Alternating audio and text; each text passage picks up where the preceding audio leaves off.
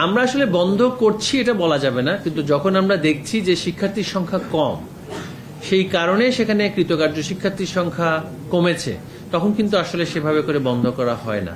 আর নতুন প্রক্রিয়ার মাধ্যমে যখন আমরা মাধ্যমিক পর্যায়ের যে পরীক্ষা সেটা নিতে যাব, তখন আমার মনে হয় না এই ধরনের যে অকৃতকার্য হওয়ার সংখ্যাটা বাড়বে। তবে আমরা বিদ্যালয় পর্যায়ের শিক্ষাটা সার্বজনীন, সকলের জন্য সহজ পাঠ্য এবং স্বল্প খরচে শতভাগ শিক্ষার্থী যাতে এই প্রক্রিয়া সম্পন্ন করতে পারে বিদ্যালয়, অর্থাৎ মাধ্যমিক পর্যায়ের স্তরটা, নিম্ন মাধ্যমিকটা এখন টার্গেট করেছি, কিন্তু এসডিজি অনুসারে কিন্তু আমাকে মাধ্যমিক পুরো প্রক্রিয়াটাই কিন্তু বাধ্যতামূলক অবৈতনিক শিক্ষা ব্যবস্থা চালু করার জন্য আমরা অঙ্গীকারবদ্ধ, এসডিজি যে আমাদের যে টার্গেট সে অনুযায়ী। সুতরাং সেই লক্ষ্যে আমাদের কাজ করে যেতে হবে এবং আমরা শুধুমাত্র পরীক্ষা বা ফলাফল বা অত্যাধিক মাত্রায় শিক্ষার্থীদেরকে যে ফিল্টারিংটা করা হচ্ছে, যে শিক্ষার্থীকে বের করে দেওয়া হচ্ছে ষষ্ঠ, সপ্তম, অষ্টম শ্রেণী পর্যায়ে, দেখা যাচ্ছে যে পরীক্ষার নামে কোচিং বা প্রাইভেট টিউশন বা গাইড বইয়ের যে চাপ দেওয়ার মাধ্যমে যে শিক্ষার্থী যে বিচ্যুত হয়ে যাচ্ছে, ঝরে পড়ছে,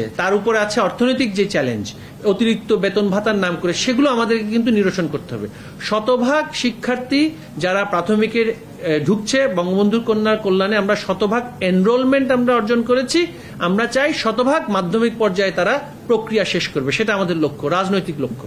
দেখুন, আমরা আসলে এটা পর্যায়ক্রমে ধারাবাহিকভাবে সিদ্ধান্তটা নিতে হবে।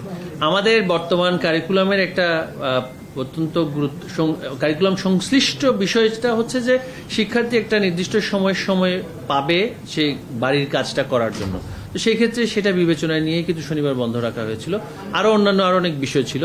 তো সেটা যেহেতু আমরা প্রায় 9 দিন 9টি কর্মদিবস আমরা পাইনি, তো সুতরাং আমরা সেটা চেষ্টা করছি শনিবার আপাতত সেটা একটা ব্যবস্থা করে সেই কর্মদিবসগুলো আমরা যেন পাই।